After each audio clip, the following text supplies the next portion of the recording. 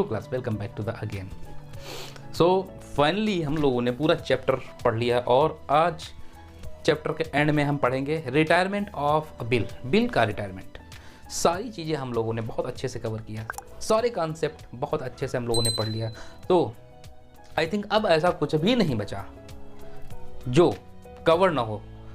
इसकी हम लोगों ने आई थिंक 9 से 10 क्लासेस किया है और सब कुछ उसमें कवर किया है। तो फाइनली जो आज की क्लास है वो है retirement of a bill. Bill का रिटायरमेंट होता क्या है? बिल का रिटायरमेंट, चलो देखो मैंने यहाँ पे कुछ लिखा है। इफ द ड्रॉवी और द एक्सेप्टर, परचेजर जिसको ड्रॉवी भी बोलते थे और एक्सेप्टर भी बोलते थे क्योंकि बिल वही एक्सेप्ट करता था, तो acceptor wishes to pay amount of the bill before the date of maturity, maturity से पहले यदि वो अमाउंट को पे करने के लिए आग्रह करता है, इससे होल्डर से, बिल के होल्डर से, बिल का होल्डर मतलब ड्रॉवर या सेलर से आग्रह करता है मेच्योरिटी से पहले बिल का पेमेंट करने का, it is called the retiring of bill. उसको बोलते हैं retiring of bill. Usually the holder in such a case, ऐसे केस में holder seller would be willing to allow a deduction because of the interest involve. तो इसमें जो holder है वो क्या अलाउ करता है? डिडक्शन या कुछ इंटरेस्ट अलाउ कर देता है। तो ऐसे केस में क्या होता है? Usually the holder in such a case would be willing to allow a deduction. Holder जो सेलर जिसको बोलते हैं, सेलर क्या करता है? कुछ अमाउंट अलाउ कर देता है कम देने के लिए, डिडक्ट करने के लिए, ठीक है। डिडक्शन उसको कहते हैं हम लोग इंटरेस्ट। इंटरेस्ट अलाउ कर देना, इंटरेस्ट अलाउ करता है और इसी इंटरेस्ट को बोलते हैं रिबेट। तो कह सकते हैं इट इज कॉल्ड रिबेट।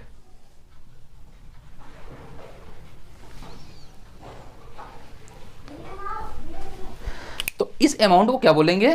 जो इंटरेस्ट अलाउ करेगा उसको उस इंटरेस्ट को इंटरेस्ट ना बोल के उसको रिबेट बोलेंगे। रिबेट मीन्स छूट दे देना, छूट देना।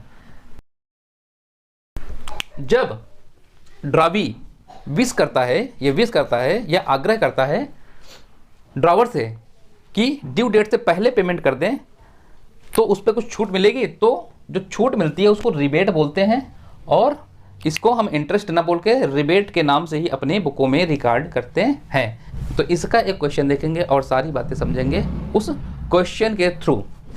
On the 1 January 2018 A sold goods to B for rupees 10,000 and drew upon him a bill at 3 months for the amount। A ने सोल्ड क्या? गुड्स B को, A एंड B, A ने goods sold किया 10,000 rupees का B को, and same date पे एक साथ में क्या लिखा? बिल भी लिखा 10,000 का B के ऊपर। B ने एक्सेप्ट किया और रिटर्न कर दिया A को। ये सारी बातें समझ में आ गई यहाँ तक। 3 मंथ का बिल है ये, 3 मंथ का बिल है। और किस डेट में ये काम हुआ है वो भी नोट कर लेते हैं। 1 जनवरी 2018, ये 1 जनवरी 18 को चीज़ें हुई हैं। अब आगे देख लेते हैं क्या है। B accepted the bill and return it to A, accept किया और रिटर्न कर दिया A को। ऑन 4 मार्च 2018 क्या हुआ? 4 मार्च 18। ड्यू डेट कब हो रही है? 3 महीने का बिल है। अगर जो हम यहाँ से ड्यू डेट देखिए 1 जनवरी से, तो फरवरी, मार्च, अप्रैल, मतलब 4 अप्रैल हो रही है ड्यू डेट। ड्यू डेट जो हो रही है वो हो रही है 4 अप्रैल 18। बट उसी के पहले, इस डेट के पहले ही 4 मार्च 18 को B retired the bill under rebate of 6% per annum. यहाँ पे इस डेट में बिल रिटायर्ड हो गया और इसका जो रेट था वो 6% पर एनम था। इस रेट पे इतना छूट मिलेगा, उसको इतनी छूट मिलेगी, बी को मिलेगी ए से, और इस छूट को इंटरेस्ट ना बोल के क्या बोलते हैं, रिबेट बोलते हैं। याद रखना, हमारी जो एंट्री होगी हमारी बुकों में वो रिबेट के नाम से ही होगी। Record this transaction in the journal of A and B. A and B की बुकों में ये ट्रांजेक्शन्स रिकॉर्ड करने हैं। तो चलो बना लेते हैं हम लोग ए एंड बी का अकाउंट। ये हो गया इन द बुक्स ऑफ, गंदा हो गया, रुको, in the books of A and in the books of B. पता है ना, ये ड्रॉवर है, ये ड्रावी। 1 जनवरी को, 1 जनवरी 18 को गुड्स सोल्ड किया गया है। एंट्री क्या हो जाएगी? अब ऐसे मत देखना मुझे कि सर एंट्री क्या हो जाएगी। एंट्री आप लोगों को पता है, तो बताओ फटाफट एंट्री क्या होगी। ठीक है, बिल्कुल सही बोल रहे हो। कुछ लोग अभी भी ऐसे देख रहे हैं, ऐसे मत देखो, अब तो कुछ बताओ। तो एंट्री क्या हो जाएगी? गुड्स सोल्ड किया है तो सोल्ड करने की एंट्री क्या हो जाएगी, और उधार है बी के नाम को ए रिकॉर्ड करेगा। क्यों? बी डेटर है ए के, बी डेटर है ए का, तो डेटर एसेट होता है और एसेट इंक्रीज करती है तो डेबिट करते हैं। हमारी पिछली क्लासेस में जो जनरल एंट्रीज की क्लासेस है वहाँ पे सारी चीज़ें हमने बताया है, तो आप जाके वो सारी क्लासेस एक बार देख लो तो आपको सारी ये चीज़ें क्लियर हो जाएंगी। बी क्या है हमारा? डेटर ए का, तो डेटर इंक्रीज हो गए, debtor means asset, asset increase हो गया, तो बीज अकाउंट, और अकाउंट नहीं, तो B's debit to sales account. B को सेल किया 10,000 रुपीज़ का अमाउंट, इतनी वैल्यू का गुड्स हमने सेल कर दिया। सेम डेट में बी ने परचेज किया है, तो परचेज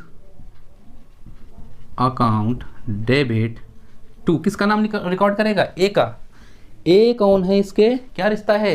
बी का ऐसे रिश्ता क्या है देखा जाए तो बी का ऐसे रिश्ता क्या है? फूफा है, चाचा है, मामा है, दादा है, क्या है? कुछ तो लगता होगा। तो ए क्या है? क्रेडिटर है, बी का लेनदार। क्रेडिटर लायबिलिटी, और लायबिलिटी का इंक्रीज करना क्रेडिट कर देना, इसीलिए ए को क्रेडिट में डाल दिया 10,000। पहली एंट्री कंप्लीट हो गई। सेम डेट में बिल लिखा गया, 1 जनवरी 18 में ही बिल लिखा गया। एंट्री कर लो, ये बी के नाम को हटा देंगे और यहाँ पे रिसीव हो जाएगा इनके पास में B R account debit and to B. B जो इनके एसेट थे आज कम हो जाएगा, बट कैश नहीं मिला, उसके बदले में उनको क्या मिल गया? बी से ही साइन किया हुआ एक बी आर मिल गया, बिल रिसीवर मिल गया। बिल रिसीवर के नाम से ही अब ये बी को जानेंगे।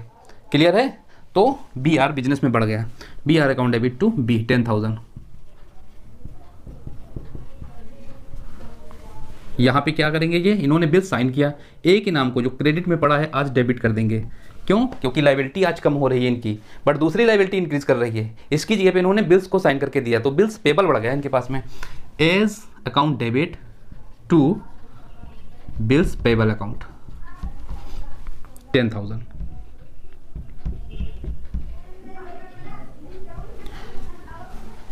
यहां तक सारी चीजें क्लियर हैं। अब देखो क्या हुआ। बिल 4 मार्च 18 को क्या हो रहा है? रिटायर्ड हो रहा है। तो 4 मार्च 18 को जब बिल रिटायर्ड होगा तो एंट्री क्या हो जाएगी? 4 मार्च 18। क्वेश्चन में है कि 4 मार्च 18 को बिल रिटायर हुआ, बी ने बिल को रिटायर कर दिया और इंटरेस्ट रिसीव किया कितना? 6% पर एनम। ये चीज़ याद रखना, पर एनम। ठीक है, पूरे साल का निकाल के मत लगा देना, गड़बड़ हो जाएगा मामला वहीं पे। अच्छा देखो, इनको इस डेट में कैश रिसीव हो रहा है या इनके बैंक में पैसा डालेगा तो बैंक, तो अभी हम कैश को बढ़ा रहे हैं। कैश अकाउंट डेबिट, और इन्होंने जो रिबेट दिया, छूट दी, इनका नुकसान है क्योंकि जो 10,000 रुपये मिल रहा था आज 10,000 नहीं मिलेगा। 6% उस पर हमको क्या देना पड़ रहा है? रिबेट, छूट देनी पड़ रही है। तो वो क्या है? हमारा नुकसान है, ए का नुकसान है।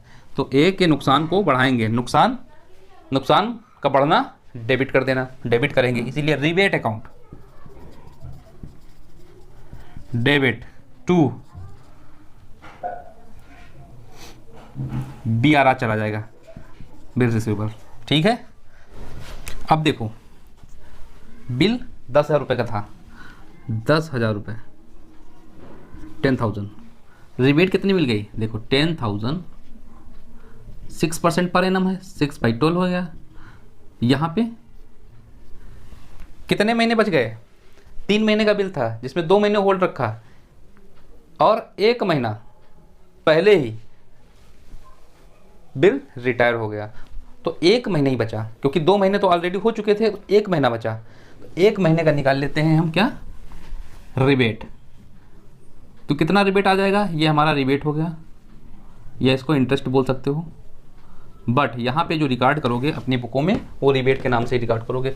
सॉल्व करो जरा, 6 2 जा ओ, इसको 100 बोलो, है ना, 6% है, 6/100।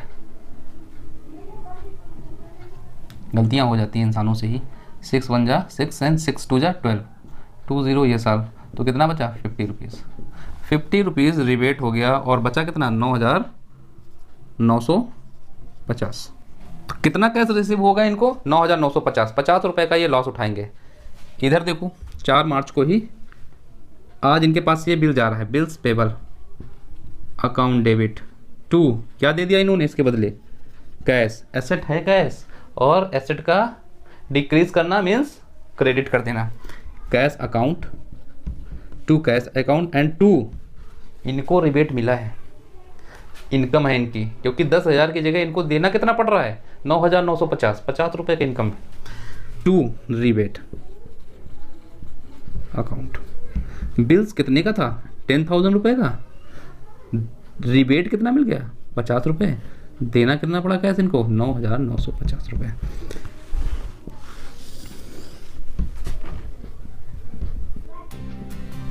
क्वेश्चन कंप्लीट हो गया और साथ में कंप्लीट हो गया हमारा बिल्स ऑफ एक्सचेंज, पूरा चैप्टर कंप्लीट हो गया।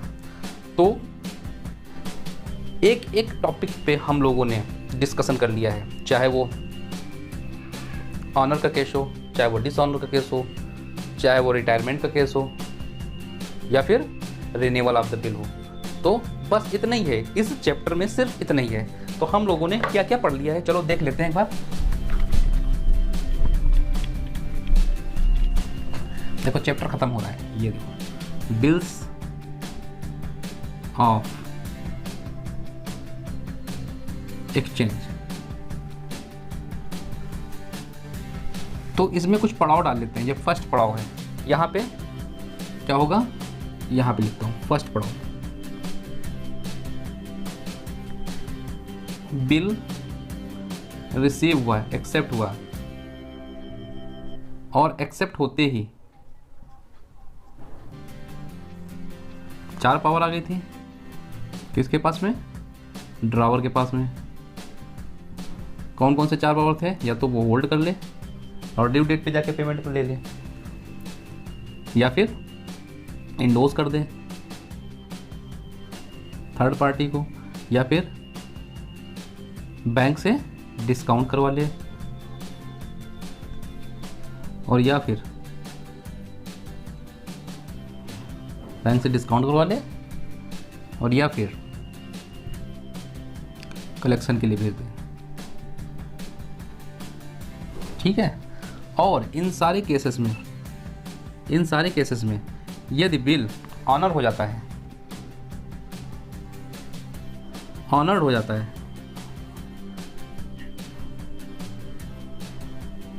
ऑनर्ड हो जाता है, तो यहां पे ड्रॉवी से हमारे सारे रिश्ते खत्म हो जाते हैं। क्लियर है। बट अगर जो इन सिचुएशन में बिल डिसऑनर हो जाता है,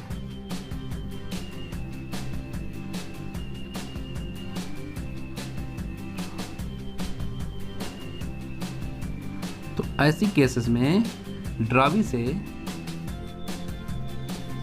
हमारे रिश्ते बराबर बने रहेंगे। और फिर डिसऑनर की एंट्रीज हम लोगों ने देखी, एंट्री रिवर्स होना स्टार्ट हो गई थी यहीं से। ठीक है, अब ये तो हो गया। जब बिल एक्सेप्ट होता है तो 4 पावर कौन कौन सी आ जाती हैं हमारे पास में, और ऑनर्ड हो जाता है तो सारी चीज़ें वहीं ख़त्म हो जाती हैं। बट जब डिसऑनर हो जाता है तो वहीं से चीज़ें नई क्रिएट हो जाती हैं, कुछ चीज़ें नई ऐड हो जाती हैं हमारी एंट्रीज़ में।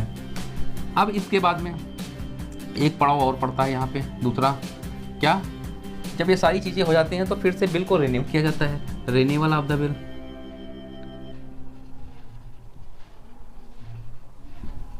हमने देखी कौन कौन सी कंडीशंस होती हैं रिन्यूअल ऑफ द बिल में। और यहाँ पे प्रॉफिट किसका होता है, ड्रॉवर का प्रॉफिट होता है या होल्डर का प्रॉफिट होता है। तो ठीक है, रिन्यूअल ऑफ द बिल के सारे केसेस देख लिए। यहाँ पे भी कुछ एंट्रीज न्यू ऐड होती हैं। अब इसके बाद में लास्ट में आज हम लोगों ने पढ़ लिया retiring of the bill.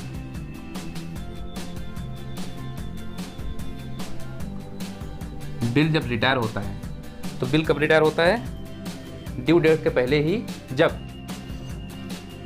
ड्रावी payment कर देता है बिल के अगेंस्ट, तो वहाँ पे बिल रिटायर हो जाता है। तो सारी कंडीशंस हम लोगों ने बिल्स ऑफ एक्सचेंज की पढ़ ली। बस इससे ज़्यादा बिल्स ऑफ एक्सचेंज में कुछ भी नहीं है। तो फाइनली ये हमारा चैप्टर यहीं पे एंड होता है। तो आई थिंक सारी चीज़ें हम लोगों ने इसमें कवर कर लिया है और कुछ भी नहीं है ऐसा जो इसके ऊपर हो। तो वीडियो अच्छे लग रहे हैं, क्लासेस अच्छी लग रही हैं तो सब्सक्राइब करिए चैनल को, लाइक करिए, बेल आइकन को प्रेस करिए। तो मिलेंगे एक नई वीडियो में, एक नई क्लास में, एक नए टॉपिक के साथ में। तब तक के लिए बाय बाय।